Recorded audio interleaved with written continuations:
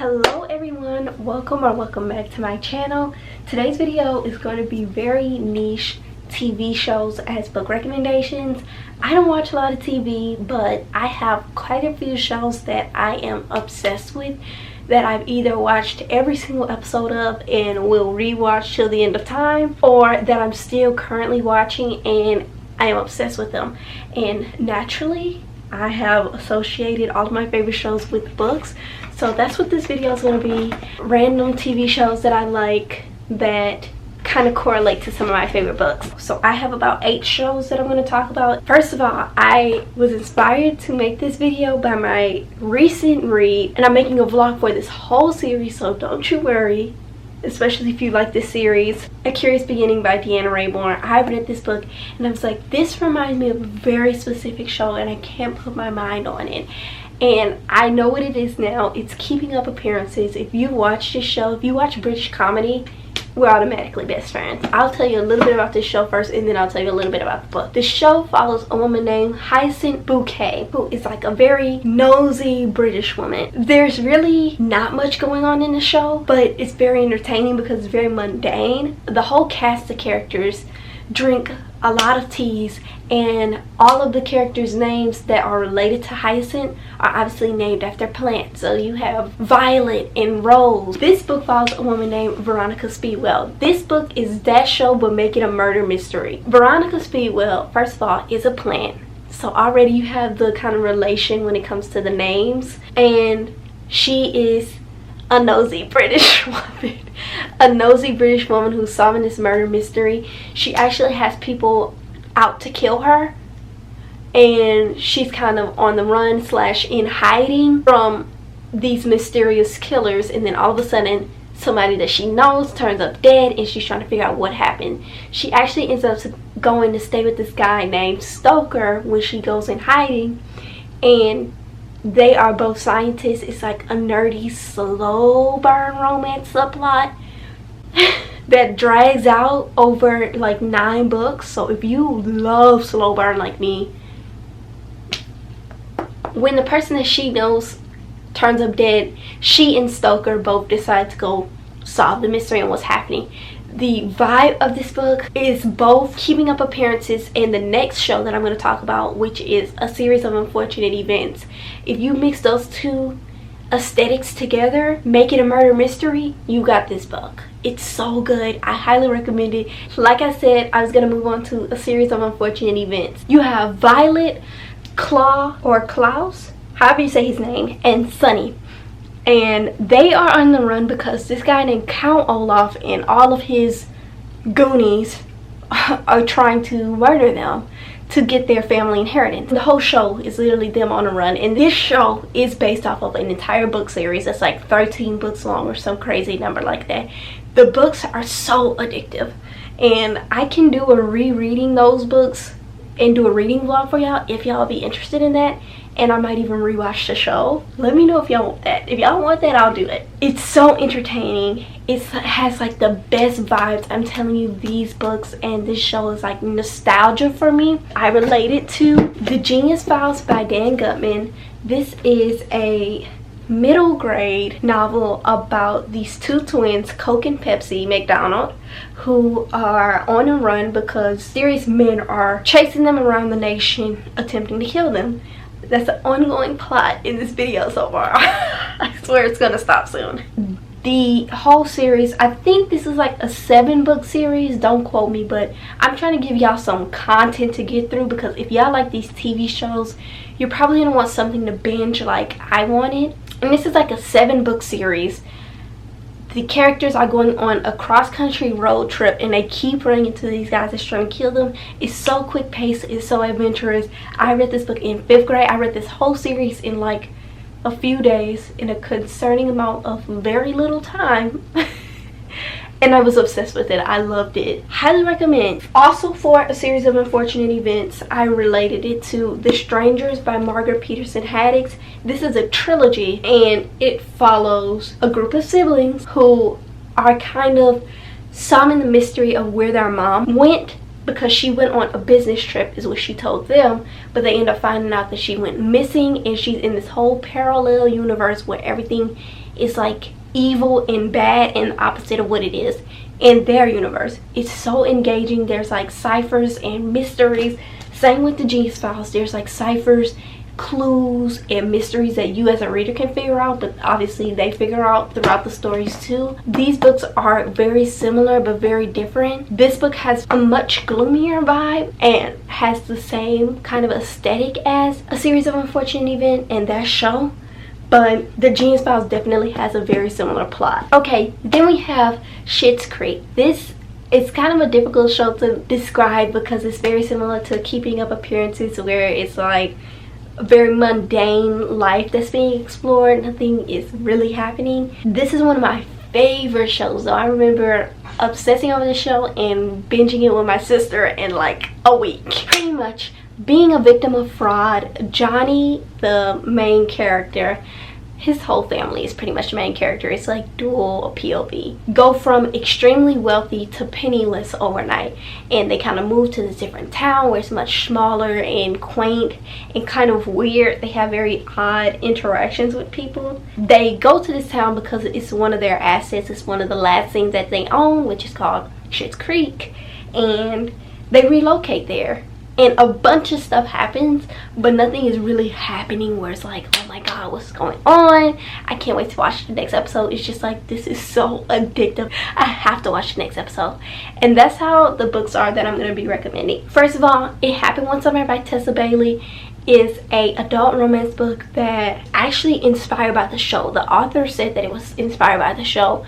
The main character, Piper, is very much so the sister in the show. Her name is Alexis. They're both kind of airheaded and Instagram model-esque, but they're also very humorous and have a lot of character growth. So Piper ends up going to this small town called Westport, which is a fisherman town. It's very quaint and cozy, but also very summery. There she meets this grumpy guy named Brandon, who is then a sea captain, but she's a very rich girl that goes penniless and goes to a small town. She stays in this like apartment that's on top of a bar that she's renovating. It's a very entertaining, lighthearted, fun, fluffy book. The other book that I have to talk about for Schitt's Creek is one of my favorite romance books of last year. All Roads Lead Here by Mariana Zapata. I didn't believe the Mariana Zapata hype until I read this book.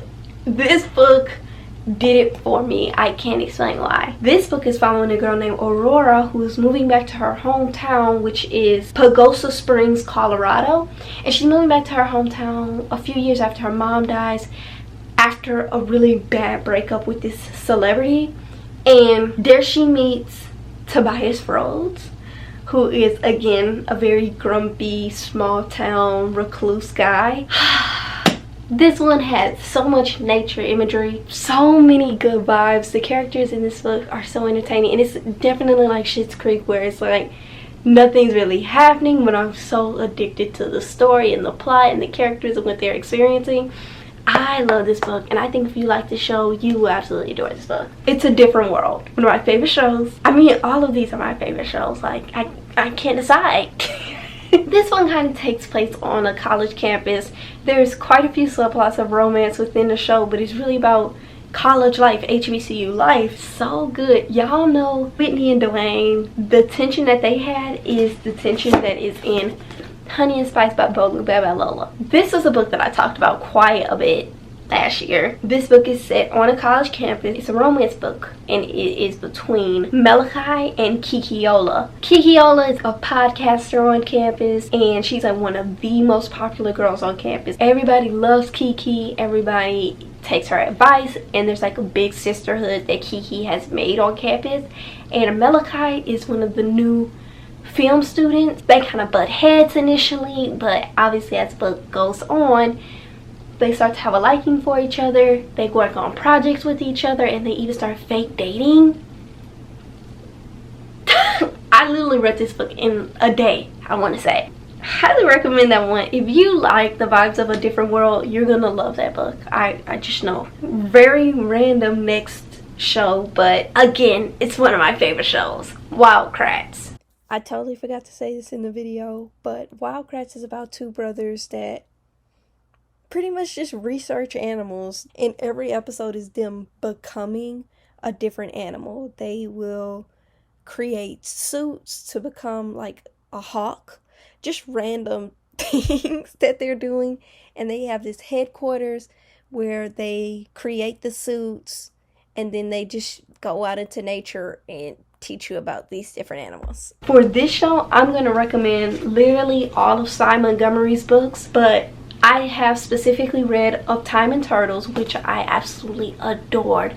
That is going to be one of my favorite books of the year. I already know. And I will also recommend the book that I'm currently reading, The Soul of an Octopus by Cy Montgomery. Cy Montgomery is pretty much a wildlife journalist that writes about these different encounters with animals and how animals aren't that different from humans. Like, they have a consciousness and a personality. In Of Time and Turtles, she's talking about these rescue groups that are helping these turtles that are injured and sick, and she volunteers with a few of the groups, talks about the actual workers in the groups and all the different turtles that she encounters, and her thoughts on time between the pandemic and so many other circumstances in her life. She is about to turn 60, or she is 60 now, and obviously you're going to start thinking about time at that age. The Soul of an Octopus is about pretty much the same vibe, but just with octopuses.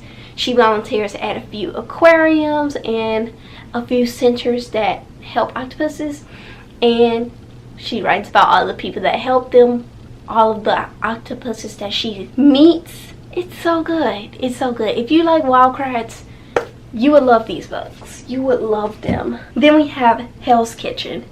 Very random one. But again, I love this show. I love a good Gordon Ramsay show. I'm so sorry.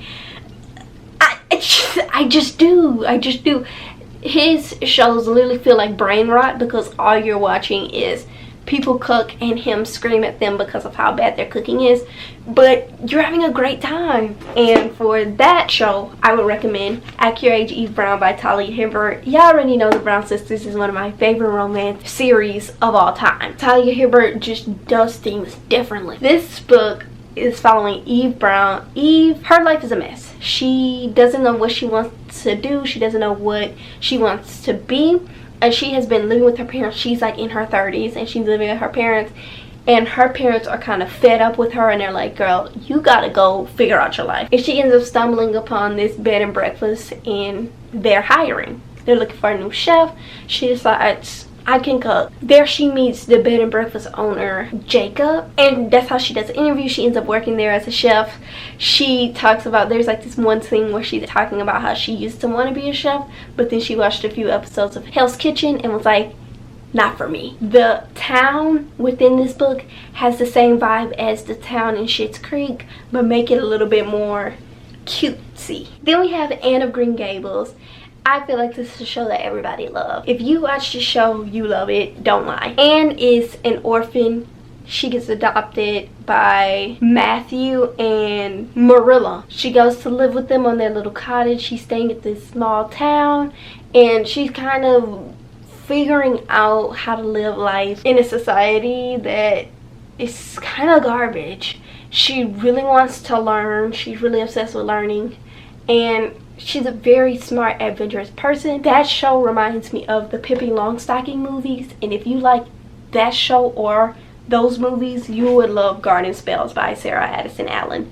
This book just had the best vibes ever. It follows a girl named Claire who's living in this Queen Anne cottage, and she is living a very whimsical and weird life.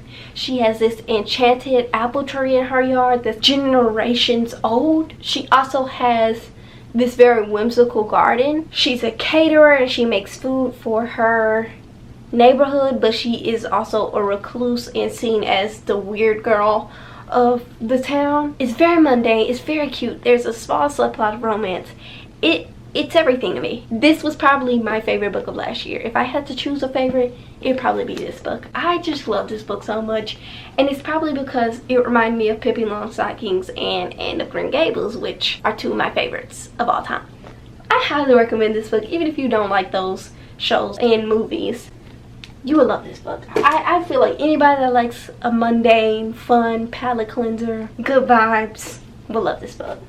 Then last but not least, we have Miraculous Ladybug, which is following two characters that are pretty much vigilantes, saving their community from these various villains that pop up every now and then, because there's this one big villain named Hawkmoth, and Hawkmoth has the ability to akumatize people, which pretty much makes them evil and insane. Ladybug and Cat Noir both saved the nation, battled this guy named Hawkmoth, and all of these different akumatized villains around the area. I'm going to be recommending one of my favorite fantasy books of the year before last year. I want to say I read this book. I still remember this book like I read it yesterday. Cast in Firelight by Donna Swift. This book follows Audra and Jotun. It's literally the same plot as Miraculous Ladybug. Two vigilantes saving their town, and there is some secret identities just like there is in Miraculous Ladybug. It's so good, but the romance in this book trumps that romance immensely. Even the audiobook experience was perfect, and I don't really like audiobooks, but audiobook for this book hooked me. I literally read the first and second book in one day, listening to the audiobook. Kind of unhinged, but it's secret identities, and Audra and Jotun are arranged to be married, so when they're saving the world together,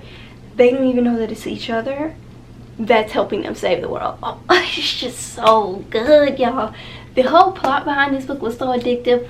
When you found out who the villains were, your jaw was on the floor. The reveals were so crazy, and the magic system in this book was so good. It definitely has the same vibe as The Wrath and the Dawn by Renee Aidid. So if you like that book, you're gonna be obsessed with these books. Yeah, that's everything. Thanks for watching. Bye.